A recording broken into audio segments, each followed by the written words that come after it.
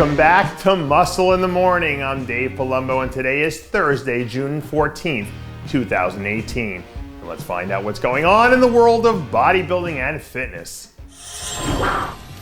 When I was a kid, I remember sitting out on the porch in the summer, listening to the thunder as the rainstorms rolled in. And if you sit outside and listen hard enough now, you can probably hear Alexis Rolon thundering his way to his season debut 4 weeks from now. Over the last month or so, the former NPC national champ has been picking up steam. And now all of a sudden, you can see him starting to look like a serious threat for this midsummer run he's about to go on.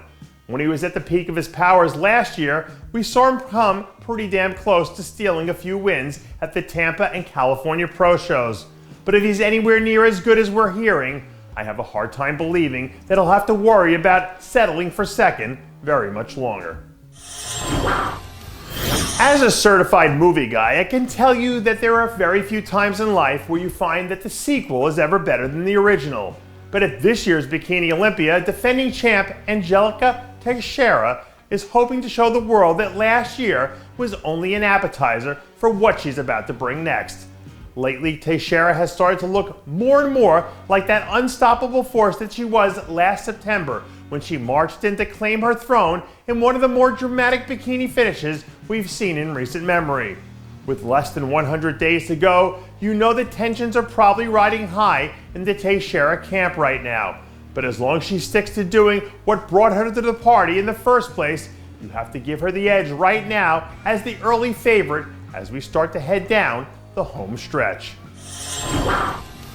I don't know if you guys all caught that gasp a few weeks ago back in Denver, but it was the sound of everyone in the bikini division realizing that they were all in some serious trouble now that Ashley Kaltwasser is officially back on the scene.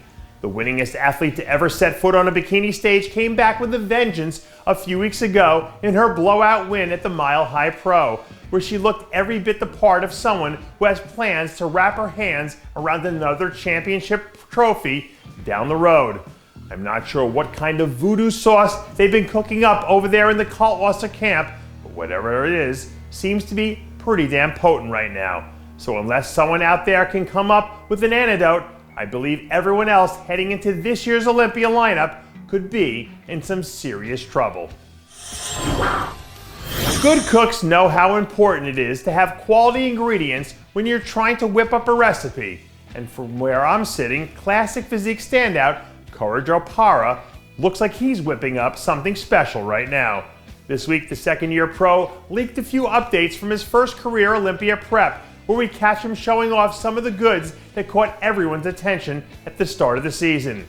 Even though it feels like forever ago now, let's not forget that Opara placed fourth at a pretty top-heavy Arnold Classic back in March, which should tell you that this guy can hold his own against pretty much anyone.